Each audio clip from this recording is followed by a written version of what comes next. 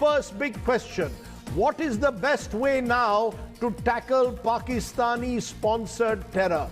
Rohan Gunaratna is one of the world's foremost experts when it comes to counterterrorism. What do you believe is the best way India should deal with groups like the Lashkar-e-Taiba? India should develop a multi-pronged, multi-dimensional, multi-agency, a multi-jurisdictional and multinational strategy. India alone cannot fight this threat. And of course, be specific, Mr. Gunaratna. When you say multinational, nation, multi-pronged, be specific. So India itself cannot fight this threat. India has to build a coalition of states that will work with India. Certainly the United States will join India in this endeavor, and so are many other countries, because the vice president of the US was there when the attack took place. Not only that, I believe that Lashkar-e-Taiba has been constantly mounting attacks against India and also doing operations elsewhere. For example, the Mumbai attack they staged in 2008. Many of those organizers of that attack, they are still active, they are still operating. So I believe that it is something Pakistan alone cannot fight, and that is why Pakistan should work with so many other agencies. When I said multi-agency, certainly law enforcement, military, intelligence. But the Pakistani state itself, Mr. Gunaratna, is sponsoring these terrorists. That is why it is so important for there to be a response where a number of countries will work together with India to resolve this issue.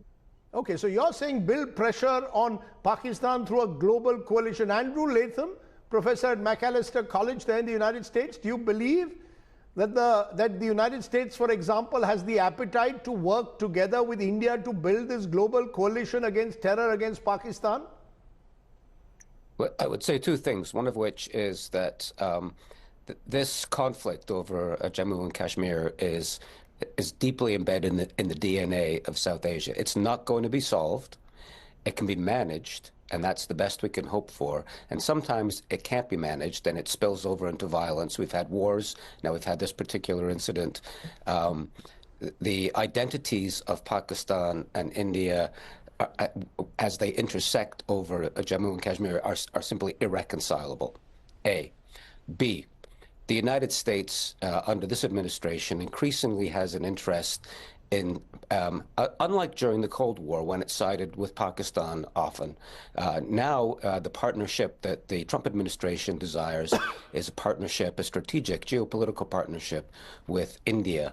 How that will touch down with respect to acts of political violence and terrorism, I'm not quite sure, but I know that this administration is throwing its lot in with India, not with Pakistan. Interesting. You believe that they've completely dehyphenated, in a sense, India and Pakistan, and the Trump administration will throw its lot with India. Daniel Carman, former Israeli envoy to India, Israel too, do you believe will firmly throw its lot with India? We've already had strong relationships, strategic ties. Benjamin Netanyahu has spoken to Prime Minister Modi. Do you see a global coalition built in any form against Pakistan? First of all, I'd like to convey our heartfelt condolences to India, to our friends, to our brothers in India. Your pain is our pain, and I'm talking about the people of Israel who know what terror is about. Terrorism has always been a topic of joint concern between India and Israel. And I'd like to remind you that in 2014, we already signed an anti-terror agreement between both governments early 2014. The problem with the international arena is its inefficiency, but still there are instruments that can or should be taken into prospect and being used in a way to go through the motion. Some of them is to go through the motion for building an infrastructure for a later action, and some are really instruments that could be helpful. I'd like to remind you that after 2001, after 9/11, the international community has upgraded the attention to terrorism on the one hand. On the other hand, the United Nations still does not have a definition of what terror is. So if you want to mix all of the challenges and the instruments that we have in our hands as a global family, so to speak, there are instruments and they should be used. But there is one sentence that I heard, I'm following, of course, during the last week, I'm following the terrible tragedy we've all suffered from in India and Kashmir, and the poor tourists have suffered from. There is one sentence that I heard, which is very important. India will do what India has to do. And this is something that will happen, I'm sure, eventually. And we see the gradual way of using instruments, the water agreement, the border. I guess there will be a diplomatic campaign of explaining what India is going to do. But there is, of course, and I'm going back to your question, of course, Israel will stand by India in its fight against terrorism. I'll come to specifics in a moment, but Einar Tangen, you're there in Beijing, and the feeling is China is the one country that has allowed Pakistan to get away all too easily in the past. When India has taken its stand against Pakistani-based terror to the world, to the United Nations, China has bailed out Pakistan on more than one occasion. Why is that so, and will that continue to happen? Well, let's first discuss the nature of terrorism. It's the killing of innocent people to induce terror in people in order to get some sort of gain, ideological, political, etc. So China does not endorse that, never has. It created and is part of the SCO, Shanghai Cooperation Organization, to battle exactly that. There's a long-standing relationship between China and India. I mean, between Pakistan and China. And obviously that weighs into factors. The fact is, as your first speaker mentioned, there are long-standing disputes between India and Pakistan that have prevented any kind of peace, and it has led to all sorts of terrorist acts. For instance, in Balochistan, there were terrorist acts this year alone. They were not condemned by India. So this idea that it is always one-sided and that India is always in the right and everyone else is in the wrong, I disagree with. It is complex. The fact is, I'm sorry to intervene, Einar. The fact is, what we've seen this week with innocent tourists sitting in a meadow enjoying a picnic and being shot at is almost similar to what the Hamas did in October of 2023. Now, it is terrorism in every sense. You cannot in any way, the moment we get into this game of what about comparisons, that's when the danger comes in, isn't it? That's where the coalition, if there is to be one against terror, falls apart. Are you going to talk or are you going to let me talk? Please go ahead, Einar. The fact is, there's no difference between a terrorist organization and a terrorist state. If a state is killing women and children indiscriminately in the tens of thousands, they are by definition a terrorist state. They say that they have a goal, all right? But there's no difference. Where is the outcry on that? You have a representative of a government that is engaged in terrorism, and yet you have the temerity to start accusing others of being equally accomplices. This is nonsense. The fact is that terrorism is terrible. These animals who did this should be hunted down and killed, but you're not going to kill the ideas for which they have been radicalized. And so I would go back once again to your first speaker and also to the professor from McAllister and say these are intractable problems that need to be addressed as adults, not by waving flags around and saying that you're going to do something without having an end game. Let me, interesting. Yes, Sinha, that's a good point to bring you in. As someone who was a career diplomat for years, here you've heard, you've got two views. One, these are intractable problems. You, in a way, can't separate this terror machine from the larger problem that the subcontinent has faced when it comes to India, Pakistan. And there are those who are very clear what the Lashkar-e-Taiba has done. It's a terror organization sponsored by Pakistan, and therefore you need to, in some way, deter Pakistan itself. Where do you stand, Yash Sinha? Is there any possibility of a global coalition building up against Pakistan? You're on mute, Mr. Sinha. Rajeev, we need to tackle it on two fronts. I think it's extremely important to do what we have to do internally, and then what we have to do with our partners globally. As far as the global efforts are concerned, there was some amount of success as far as the FATF went. But now I think immediately FATF should blacklist Pakistan.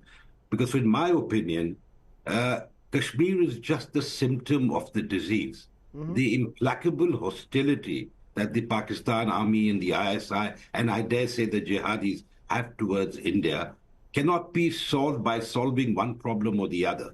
So I think it's very important to address the problem that we face. And the problem that we face is terror, pure and simple terror. So while our partners support us, and we must do things internationally, but internally we have to do what we have to do. And the only silver lining I see, and that is going to be very important in the long run, is the outpouring of sympathy and love of the common Kashmiri people. That is the biggest slap on the face of these jihadis and these terrorists and their sponsors in Pakistan. If the people of Kashmir are with us, I think we would be able to confront this menace more effectively. That's an interesting viewpoint, that what really you want is complete political consensus, and within Kashmir, importantly, to, in a way, isolate Pakistan as a terror state. Lieutenant General Raj Shukla, what is, according to you, the best way to deter Pakistan and this terror machine? We did surgical strikes after 2016. After 26/11, there was diplomatic coercion exposing Pakistan's links with terror. After 2019, we had balakot. None of it has deterred the terror machine. So how do you deter it? So, Rajeev, 4 quick points in my view. One is that this terror ecosystem, which is helmed by the Pak ISI and the Pak army, on the 22nd of April, committed a heinous act in terms of religious targeting, the communal terror, and the sheer savagery. The declamation of General Asim Munir of 16th April was a dog whistle in this act. That is point 2. So the Indian state today, or Indian statecraft, has no option but to respond. And we must respond autonomously while taking international opinion with us. Here we have begun to act. Even the declaration of the freezing of the Indus Water Treaty has drawn some very extremely nervous reactions from Pakistan. But even as we widen the response, in my view this time, the response has to be led by calibrated kinetics. And I assert it has to be calibrated kinetics. There are a range of options, a range of domains, a range of choices along the escalatory ladder. So we will have to strike to reestablish deterrence, because the deterrence that was established in balakot seems to have worn off. And the end game has to be military, diplomatic, and other levers to tell the Pakistani state that, listen, terror as a tool in your statecraft just cannot be allowed any longer. So it'll be a host of measures which we have begun to take, and this time we mean business, and nobody knows it better than the Pakistanis. Interesting that you speak about calibrated kinetics. You talk of kinetic action. Let me therefore turn to my second question. Should India consider Israel-style attacks on terror camps across the border? Now, the right to hot pursue, we saw that with the surgical strikes to some extent. We certainly saw it in Balakot, that India chose in a way to enter Pakistani airspace in Balakot, and while the operation itself may have had mixed results, the Pakistanis claim they suffered no damage, the message was sent out. Is that the way forward? Let me get Rohan Gunaratna on that first again. Rohan Gunaratna, there is a lot of mixed reaction, particularly after what Israel has done in Gaza, to whether these operations across boundaries work, whether they don't. How do you see it? Can India really consider these kind of targeted attacks on terror camps?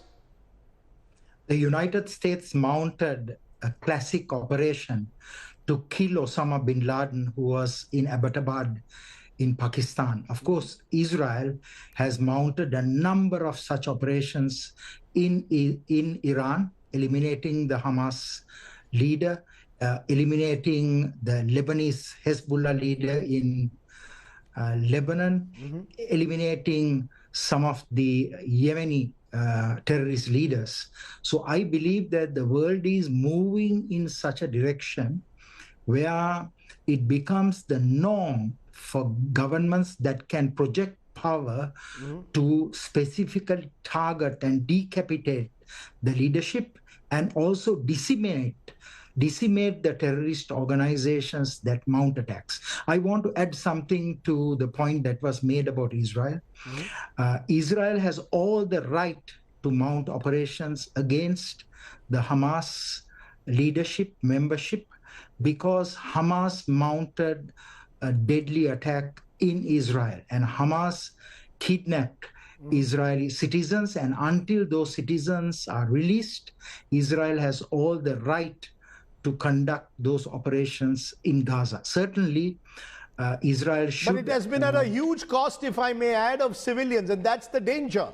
The danger is, it's one thing to have targeted attacks on terror camps, whether it's Hamas or whether it is the Lashkar-e-Taiba, but if it then results in the monumental suffering of hundreds of civilians, can the people of Pakistan be made to pay the price for its state, deep state sponsoring the Lashkar? The targeting should be precise. The targeting should eliminate those leaders of those terrorist groups, those members of those groups. This is the direction in which counterterrorism is moving. They call it over-the-horizon operations, where they are able to conduct attacks against terrorist entities irrespective of where they are located.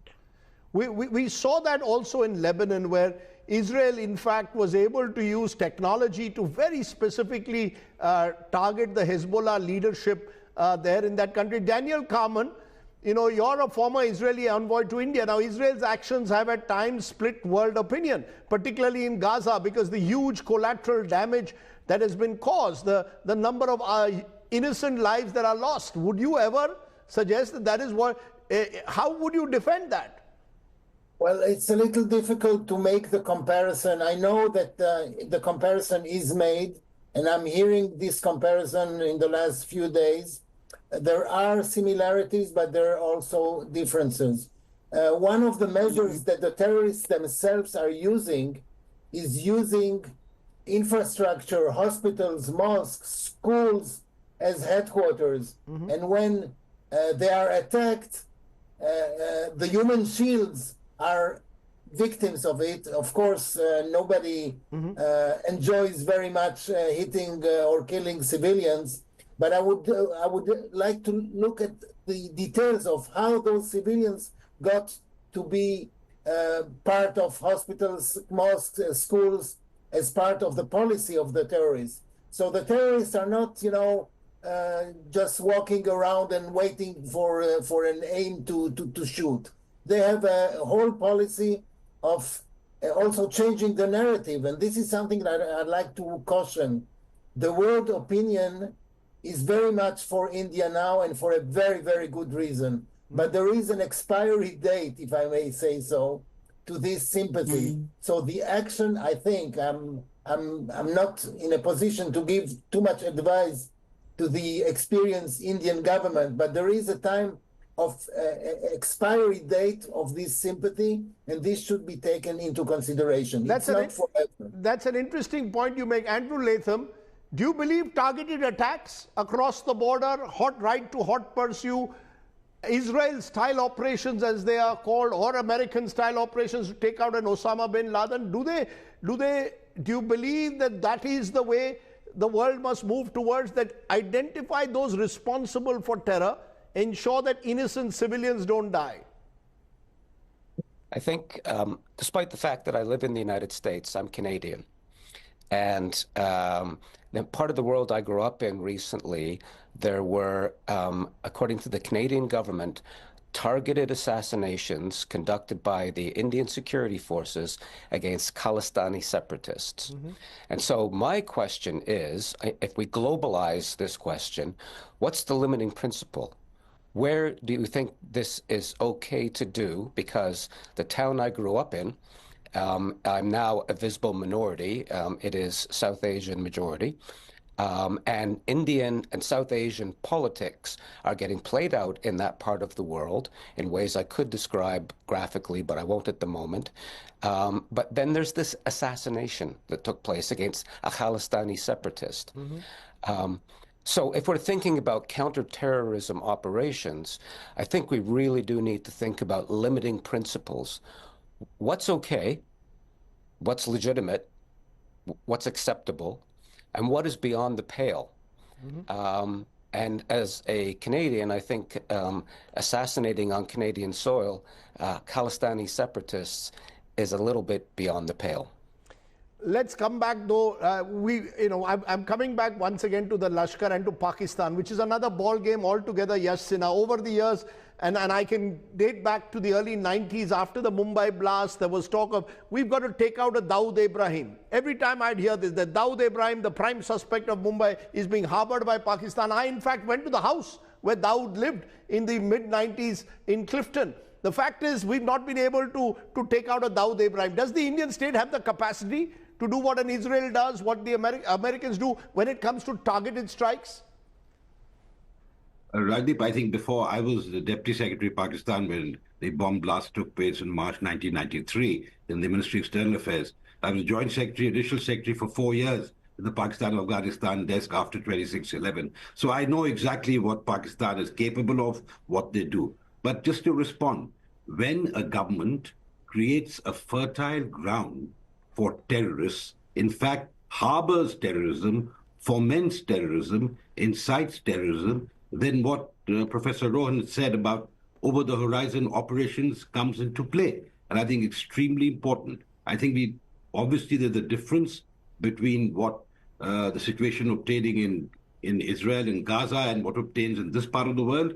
However, we certainly reserve the right to exercise all options, and I completely agree with General Shukla about a calibrated kinetic action. And that is what we are trying to do, calibrate our response. We've already struck the first arrow from the bow. But when you have governments, and it's not just Pakistan, there are other governments, there was a mention of Khalistanis, but I'd like to see what happened to the perpetrators of the Air India bombing.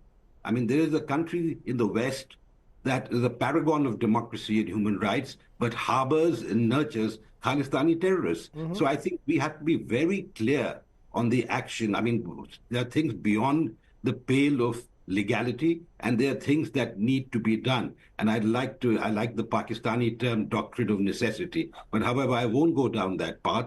I think it's important that in this moment of grief and tragedy, the government and the people of India remain united in action against an enemy state, a rogue state, a terror state. Can I ask you though, Einar Tangan, if India was to exercise that option of striking terror camps inside Pakistan, after providing verifiable evidence, and that's one of the challenges, providing verifiable evidence of those groups being involved in attacks like the one in Pahalgam, would Beijing support India or not, in your view? I don't know what you mean by support. They would condemn any action that goes over any border because that is crossing a line. You know, there's an old adage, be careful if you fight with monsters, lest you become one. And this is the issue. Israel had a terrorist attack. There are issues that led up to that, which Israel likes to gloss over. But the fact is, now Israel is the monster that they claim that they were trying to fight. India is a civilization state. It has been around a long period of time. It knows that you cannot solve things just simply by firing off a bunch of missiles or attacking somebody. Declaring war against a country that has nuclear arms has no end game. And I am shocked to hear people, especially responsible Indian former government people, trying to talk about death of thousands of people, perhaps, as if it's something that's you're doing with a scalpel. The fact is that within in preparation for the show, I called somebody in Pakistan. I said, "What is going on in there? What on earth is happening?" And he said, "Look, we are trying to raise our children, get them to school, deal with an economy that is shattered. We're concerned about whether we will have water. We do not want war." And all I hear is the baying of the wolves saying that it's time to kill a bunch of them to show them a lesson. Where's the end game? Where is the end? Where does this? No, hold on. I know you're making interesting points which are provocative, and I therefore want to take those points. The end game, and the end game brings me to my next question, which General Shukla, you can answer. What other diplomatic and military options are there on the table? What are the other military and diplomatic options that are there on the table, General Raj Shukla, that would make us clear about an end game? We're dealing with a nuclear neighbor. Should we be pursuing the right of hot pursuit and targeted attacks on terror camps? Should we, as we have already done, pursue the diplomatic options first, shut off the waters of the Indus Water Treaty, which again Pakistan says is an act of war?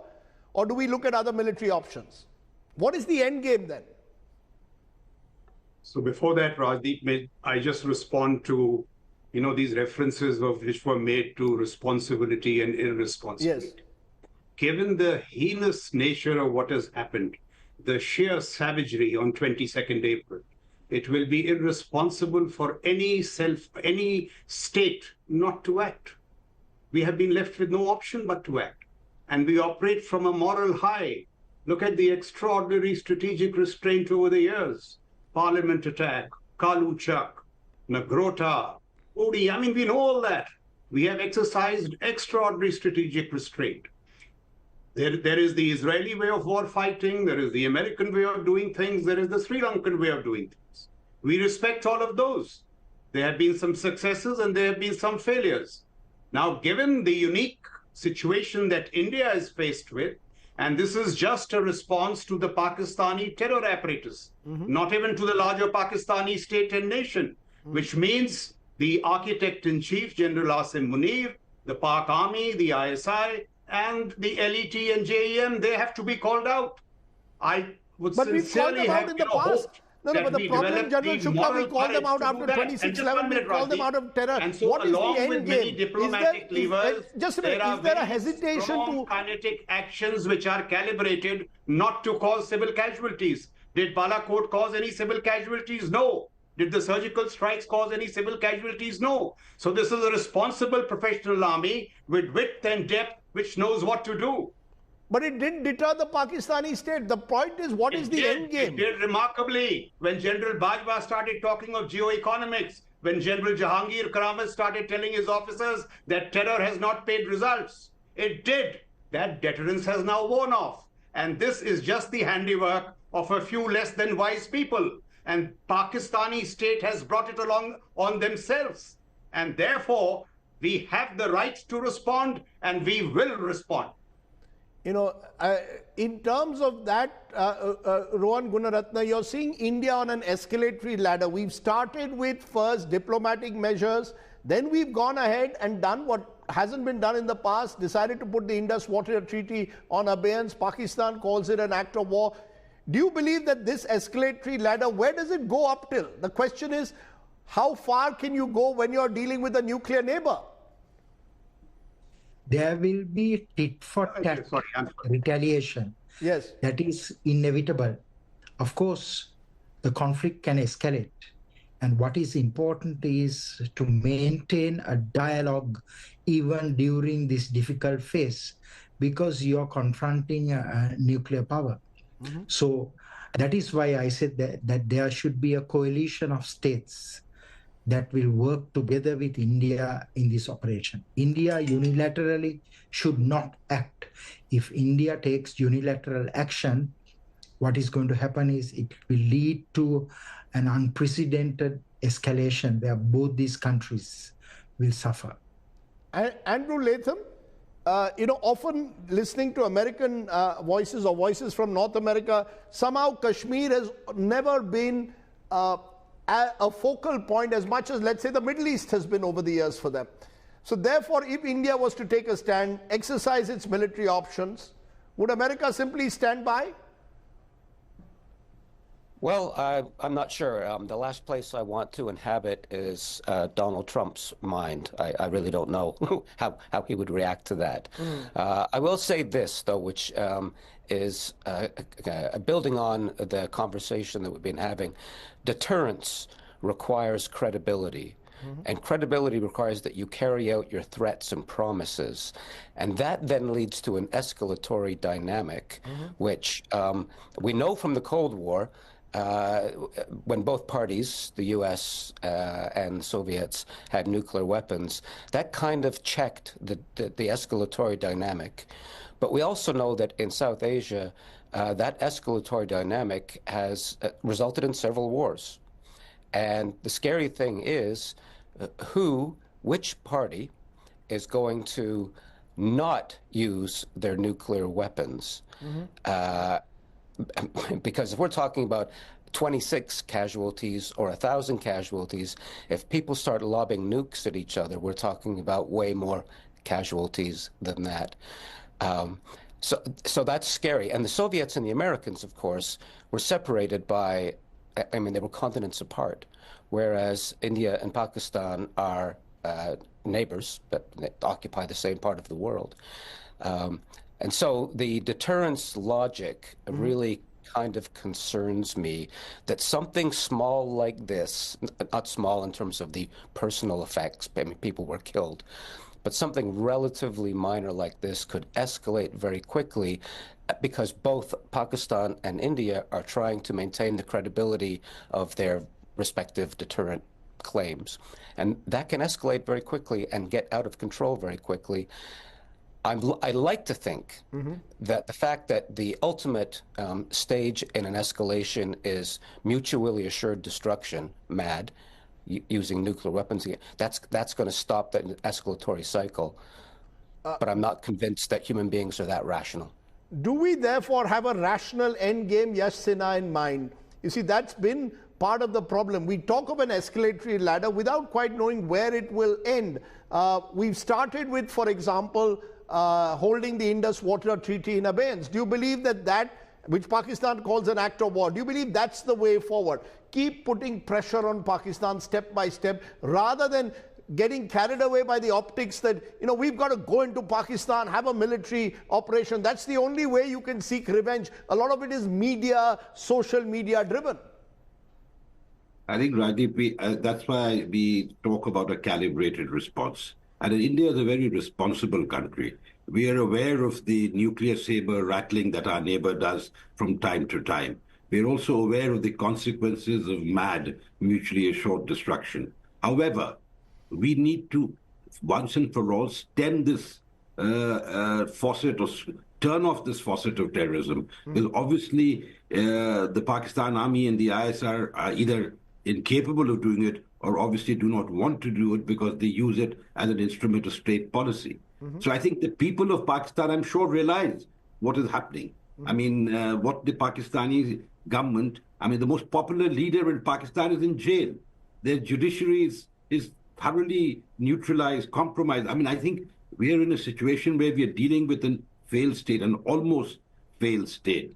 And I think we need to calibrate our responses. I, for one, am not saying that we should go in immediately and knock them off militarily. But I'm sure there will be some kinetic action taken, because this was a grievous attack. This is not the first of its kind. You mentioned the Indus Water Treaty. I was the co-agent for India during the Kishan-Ganga arbitration, and when the interim measures were passed by the Court of Arbitration in The Hague in 2012, 2013.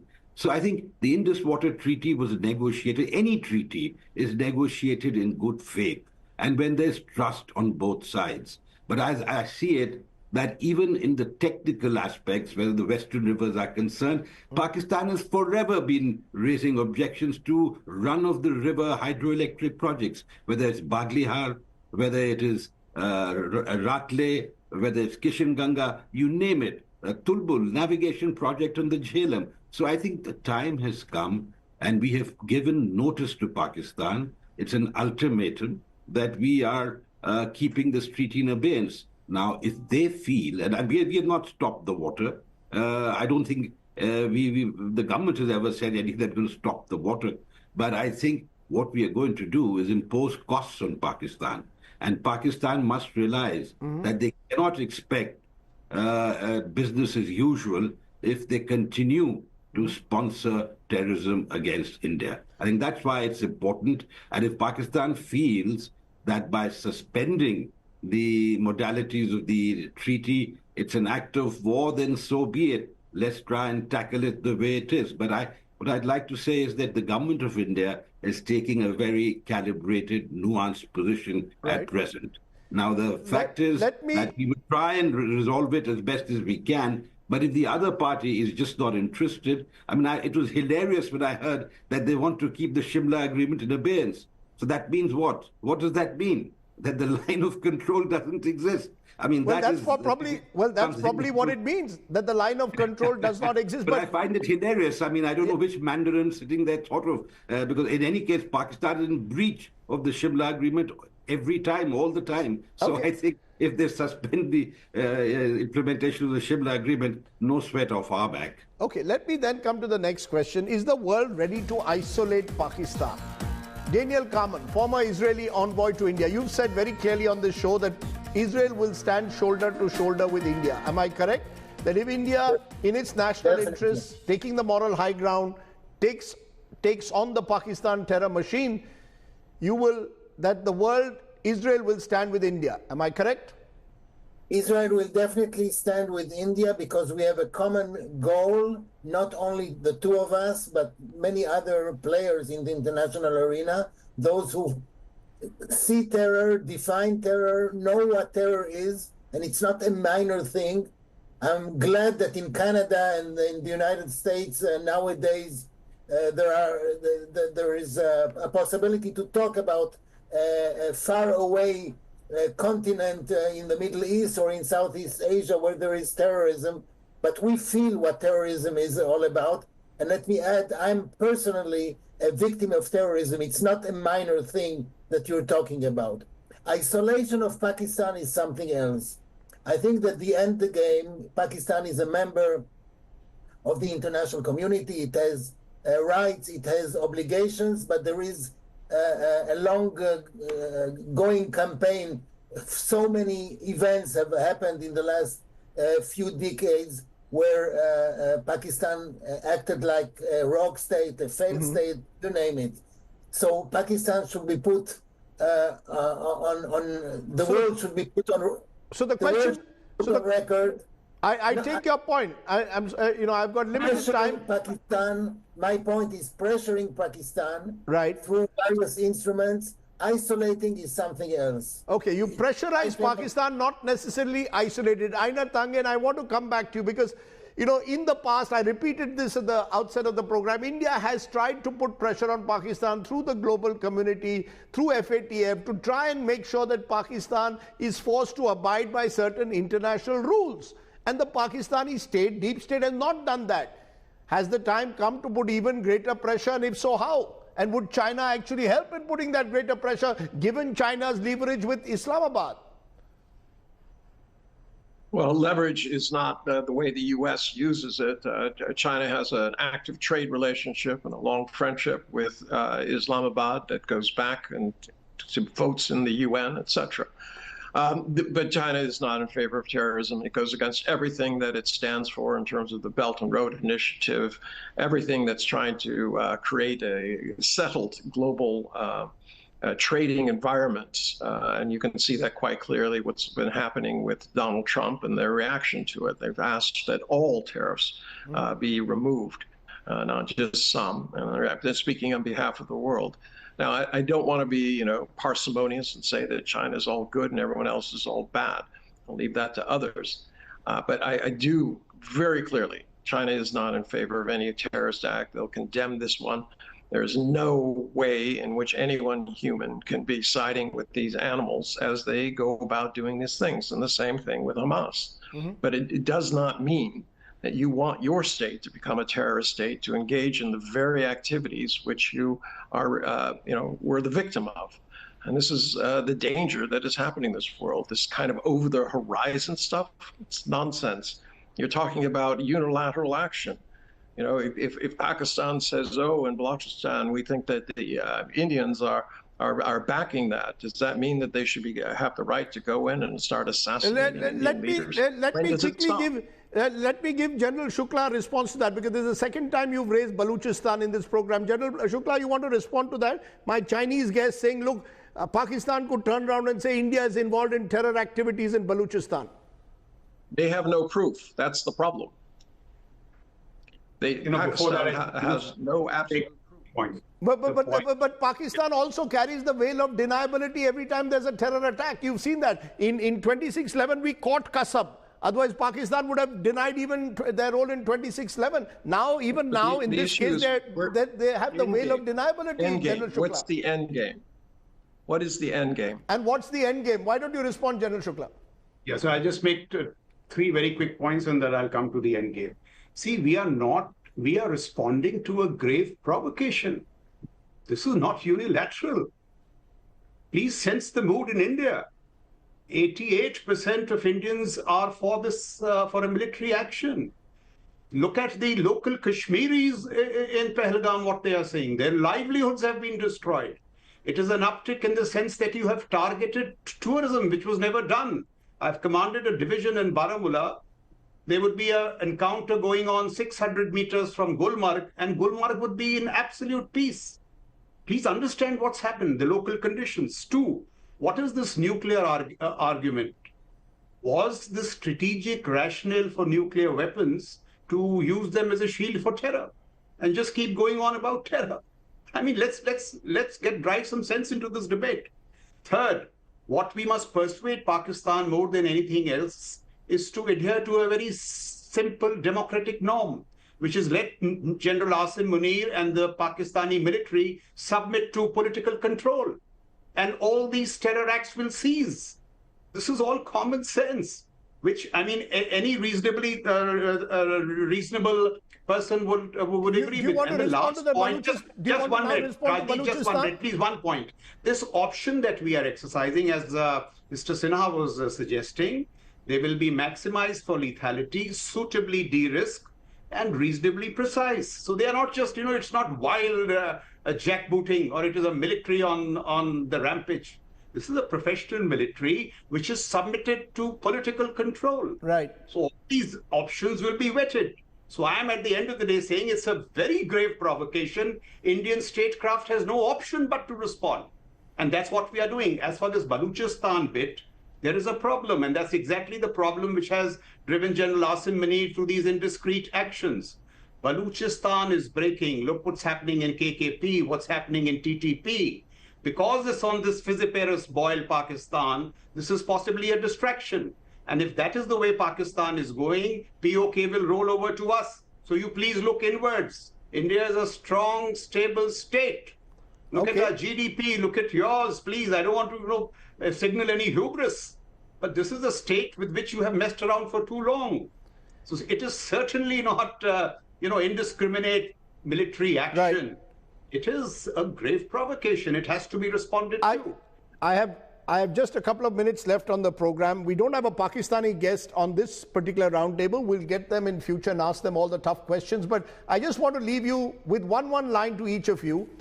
Is all-out war really an option? One-line answers, because that, for some, is the final end game and is fearful, because war, at the end of the day, does result in huge casualties.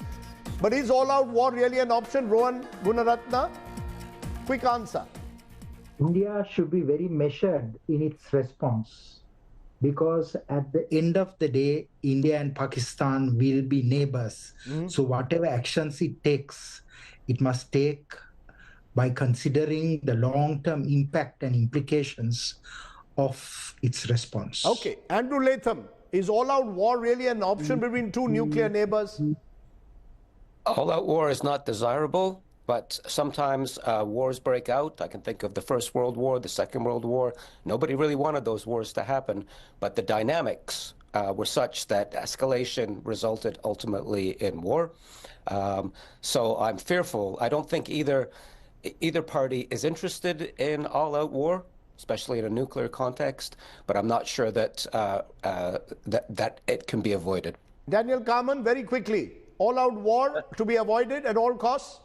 Should be avoided because it won't happen, because there are responsible leaders in the responsible country of India, and I'm sure they know what to do, and they will do what they have to do. Einar, all-out war in the region, the last thing you want to see? It's unthinkable, and you have to remember that this is a dispute between two countries that would affect the rest of Asia. The nuclear fallout from any of this stuff would spread poison around the world, and especially to its neighbors. And I hope people consider that before they start talking about killing people. Okay, I'm going to leave it there. I've heard all the voices. Yash Sinha, very quickly, 10 seconds. The end game is sending the Pakistani army to the barracks. The Pakistani army has a country. Most countries have an army. That should be the end game. And as far as the all-out war, obviously that is not the desired option. Okay. But I think the Pakistan army has to be reined in. Pakistani army, General Shukla, 10 seconds.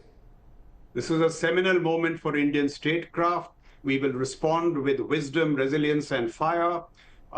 We will do all that is in our interest. War or not is for the Pakistanis to make a choice. Okay. I appreciate all my guests joining me. It's been fascinating getting voices from India and across the world on our global roundtable. Really appreciate you all taking the time off to discuss what is an extremely sensitive and important issue at the moment. Thanks so much for joining me.